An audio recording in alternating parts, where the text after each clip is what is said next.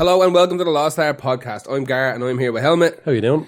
This week we're trying something a little bit new. I know we say this all the time. This is new. This is very experimental. This is almost a game. Yeah. Is what this is. Yeah. This is like Music chess. 5 degrees of Kevin Bacon meets chess meets Guess Who meets just general rabbit holing. Yeah. It's, Rabbit holing would be a savage type of sex, wouldn't it? It depends on... You into getting rabbit holed? It does sound like it. Doesn't It does sound like it. You should start dropping that and have people go, yeah, I know what that is. We should start just saying that all the time. Yeah. It's like, oh man, I was rabbit holing this fucking... And then see who goes, what are you talking about? Or some people go, oh yeah, I know what you're talking about. Yeah. Guaranteed. Lies. Guaranteed. Loads of people like, oh, rabbit holing. Yeah. Done that last year when I was on my holidays in Berlin. Yeah. Oh, it's with a girl, but she goes to a different school. Exactly. She goes to school. Hang on, I'm 40. Yeah, hang on. Can't use that excuse. It was on my summer holidays. What type of school? Is So it anyway, we're doing a tech? We're doing a magical journey. Yeah. So I decided to come up with an idea, and we kind of had this idea between us. I think We talked about it. It was you. You are the one who lets push things forward. The streets job on this. Yeah, but we both kind of narrowed down to what it should be. Yes. So I wanted an idea that I picked a song, or Gar picks a song, and then he has to pick a song that relates to that in some way. And then we just kind of ballooned from there. Yeah. Just snowballed from there.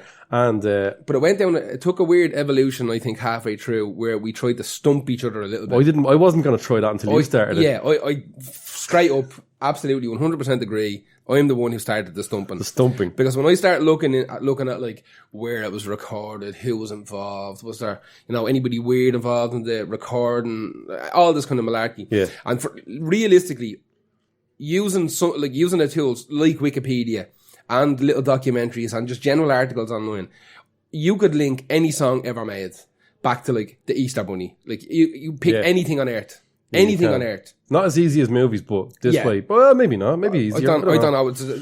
Because there's such a large kind of production crew involved in making albums. But you see, my problem is when you start telling me you're going to stump me, I start to come up with stupid links. Yeah, that's... But stupid, not interesting ones. Well, I think they're interesting, but stuff that you would never get. Listen, let's just do it, and I think you'll begin to understand. So we're going to be calling bullshit on each other all the time. Well, none of this is bullshit. That's a stupid thing. That's an absolute stupid thing to go to. I absolutely agree. Okay. So you got first dibs. Yeah, so I this was kind of mad because I know this is the first time I picked a song that wasn't for a theme of a podcast. Just a random song. So I just thought, like, what is the beginning? And so I said, Grant, the beginning is the end, is the beginning by Smashing Pumpkins. Yeah. Which is the song from Batman and Robin. No, it's actually sort of... This is a remix. It's kind of a remix. A reworking, because on the Batman Robin soundtrack, it starts with the end is the beginning is the end, which is an amazing rock version of this, what you're listening to now. It actually won a Grammy. I think it's the best Batman song, I'm going to call it. I also think it's one of the best Smashing Pumpkins songs. It's the best one next to Hold Me, Thrill Me, Kiss Me, Come. Which is, you could do a fucking podcast on Batman songs, really. But this is also the first song they released after Melancholy, and it's absolutely brilliant song. It's outrageous, But that one wasn't on Spotify, but this one is. This is the kind of reworking of it, and it's kind of like the inverted version, so it's much slower, and it's got a different name. The beginning is the same lyrics. Yeah, same feel to it, same chords and all that. But yeah, so I just went, that'll be a good place to start. The beginning is the end, and that's really... So how I decided to work this... You picked... For who did you pick to connect this? I connected it. I don't know whether I should tell you who I connected it to or just walk through... No, but I'm saying name the song is all I'm saying. Okay, right. So I connected it to You Could Be Mine by Guns N' Roses. Right, now hit me with that. Okay. Hit me with that, because I actually do not know. Right. I was thinking maybe a producer or something. No, it's much more direct than that. So, Smashing Pumpkins. Darcy Retzky, who was fucking bassist in Pumpkins at the beginning for a long, long time, had an affair with Richard Patrick, who at the time was in Nine Inch Nails. Right. Now, that's not your man from Filter, is it? Yes. Oh, Robert Patrick's brother. Yes. Right, yeah. Right. Now, that's not even the connection. Really. That's only part of the connection. These two songs could be connected in two ways. One is that Darcy was having an affair with Richard Patrick from Nine Inch Nails, right? Richard Patrick's brother is Robert Patrick, who was T-1000 from Terminator 2. Yeah. Okay. Now, this song, You Could Be Mine, was the theme song from Terminator 2. We should probably clear that out, okay? Forgot about that. Arnold Schwarzenegger was in the video, the music video, MTV video, all this kind of shit. Banger as well. It's a killer song. One of my favourite songs by them as well. But so you've got that connection. So you've got the man she was having an affair with, who was in Nine Inch Nails at the time. And one of the Nine Inch Nails was in Guns N' Roses. At one stage. Robert Fink. Now, he went on to form Filter. He formed Filter while Trent Reznor was recording the Downward Spiral. He turned around to all the band, because he wrote all the music and recorded it himself. The band, Nine Inch Nails, the band were just for live purposes. They are just live, yeah.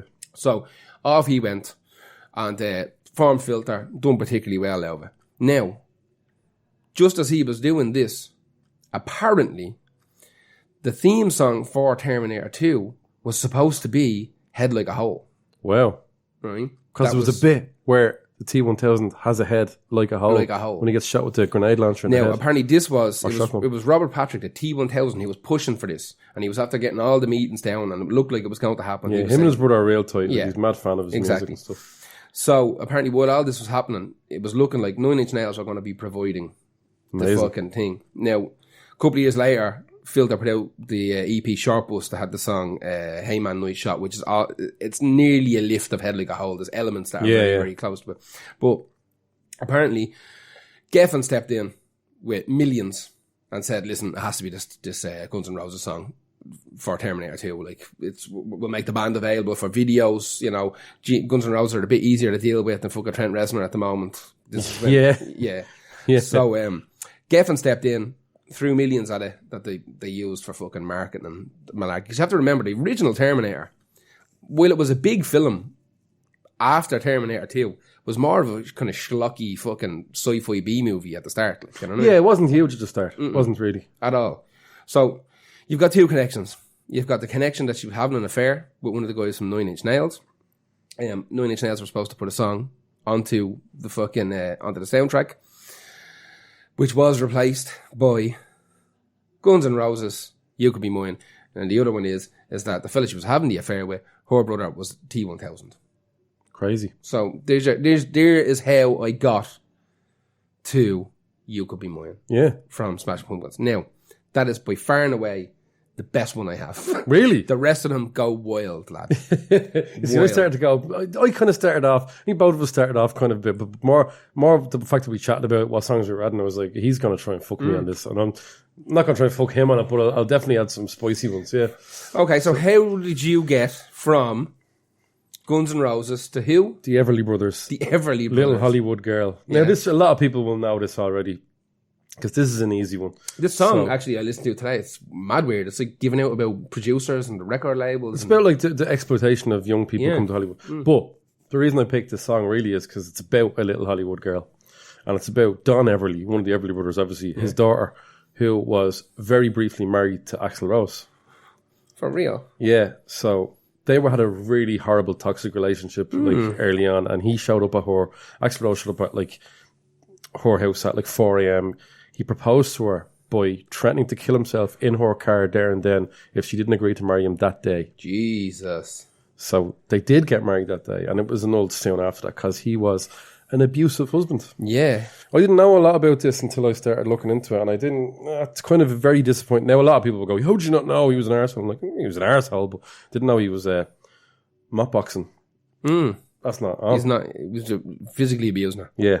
And the band Great White, who they were touring at the time, apparently got a recording of him attacking her behind the door or something like that, and used it as a sample on one of their records.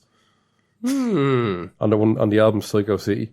So he also had a brief marriage to Stephanie Seymour. And Erin Everly was called in that court case where she was saying in court she was abused as well. And by Axl Rose. Both of them were settled out of court. But a funny story after that. I doubt it's changing funny. The tone quickly after funny. that. While Axl Rose was with Erin Everly, daughter of Don Everly, she met David Bowie in Slash's gaff. Okay. Because Slash's ma used to do David Bowie's wardrobe. That's right. I read that. So they all went to a gig together, a Guns N' Roses gig, and David Bowie was in the front row like that. And Axl Rose starts laying into David Bowie from the stage. Really? Because apparently he goes, you're cracking onto my ma. Really? Yeah. David Bowie probably was, just by being there, just by being in the room, automatically cracking onto that girl. Absolutely. So apparently David Bowie stood up and walked out and went, fuck this. I can't believe David Bowie went to see Guns N' Roses. Well, just because he went with the Ma, because Ma's son... a little envoy. Yeah, exactly. So Ola Hudson is Slash's Ma, and they were very, very tight. David Bowie and her were very, very tight, you know. So that's the story of how they are related to the Everly Brothers. That's, a lot of people will know that he was it might have been... I don't know if he was married to Stephanie Seymour, actually. So he was definitely, his first wife was Erin Everly. He's had a couple of wives, hasn't he? I think maybe that's the second one. I'm not sure. But yeah, it's disappointing to find out he was such a scumbag back then. I think he's a general scumbag. Yeah. To be honest with you. I always felt like that. I've never heard amazing stories. I've never heard a good story about him, to be fair. Except the book I had one on but that's not a good story, it's a funny story. Yeah. Anyway, that's my Erin Everly. This could be a short podcast. Oh, we could fly through this. Okay, right. So, I went from the Everly Brothers to a singer called Lindsay DePaul. Right? Yeah, I could not get that. Now, Lindsay DePaul was famous for having the first ever self-written female number one in the UK charts. Wow. In like 1977 or something like that. Eurovision is coming to mind. Yes. In the Eurovision. Yes, she was an entrant in the Eurovision, and that's kind of how we get there. All right. Right, so, right. Okay. So the Everly Brothers broke up and got together again a couple of times, on and off. And they put out a bunch of solo records each. And they were done albums like Cliff Richard, Paul McCartney, Mark Knopfler from Dire Straits, loads of that stuff. But their final recording, before one of the lads, I can't remember which one died in 2004, Phil Everly. Phil Everly died in 2014, but their final recording together as a duo was a song called Cold. And it was for an Andrew Lloyd Webber musical. Right. And the musical was called Whistle Down the Wind. Whistle Down the Wind. Right. When the W blows. Exactly. Yeah. So Whistle Down the Wind, the Andrew Lloyd Webber musical. Now, long time Andrew Lloyd Webber co-writer, co-producer was Tim Rice. Oh, right? Yeah. Famously they had a big famous blowout a couple of years ago where they're absolutely... I used to get Tim Rice and Tim Curry mixed up. All the time. Curry Rice. All the time. It's like Pennywise the Clown writing songs. That's actually what I thought. Yeah. Because he's also a musician to a degree as well. Yeah, exactly. Been in loads of musicals. But, so Tim Rice was the guy that, for some reason, I kind of got interested with. So I started digging. Now, I have to admit that I didn't just pull Lindsay DePaul out my arse. It wasn't a thing. Be some going, she was a tall girl. I know. But I just started digging. And I was digging at the Everly Brothers and I was exploring every link I could find down an absolute wiki fucking hellhole. Yeah. So I started reading about Tim Rice. So Tim Rice wrote a load of songs for Freddie Mercury for his solo album Barcelona. Right, I didn't know that. Now, he's a known producer as well, but he's mostly used as a songwriter. He wrote a song called The Fallen Priest and he wrote a song called The Golden Boy for Barcelona for Freddie Mercury. Right. Now, the producer on that album was a guy called Mick Moran. Mick's spelt weird as well, M-Y-K, Mick Moran. Sounds like a Swedish spelling of it. Yeah. And he is the guy who wrote the song Rock Bottom that entered into the Eurovision for Lindsay DePaul. Right. So that's how I got there. I didn't want to pick Rock Bottom because it's not a good song. Right. But that song, Sugar, is very good. It is. I did have to turn it off because it goes on a bit. It's a bit long. It's a bit long. And I wouldn't mind, the chorus... She's got a weird voice, hasn't she? She has. Well, she didn't... I don't think... I was reading about this song because I had to for the next bit. Yeah. She didn't want to sing this song. Yeah. She was just a writer, but she was kind of forced into it. And that's why she has a weird voice. I think she was sceptical about her own voice. More than likely. Jimi Hendrix job. Yeah. And that's how I got from the Everly Brothers to Lindsay DePaul. And like that, now that's stretchy as fuck, that one. Yeah. That is literally... I'll tell you exactly. Here's how I start trying to put these connections together. I looked at the band that you had given me. And then I looked at the band that eventually I got to. And in my head, I wanted to be able to turn around to Lindsay DePaul and say, listen, can you get me a phone number for one of the Everly Brothers? Would she be able to talk to this fella, talk to that person, who'd know them? Like Hollywood connections. Yes, that's the way I looked at it. I couldn't have and they were that person was born in Australia and also born in Australia. Oh, you're not going to like some of mine then. Oh, no, well, no, I wanted to have a thread. You see, I was worried because I didn't want to ask you how you were doing it. Yeah. Because I wanted to keep it a bit fresh and I wanted to keep it sort of very... Now, there's a couple of skeptical ones there now in my mix, but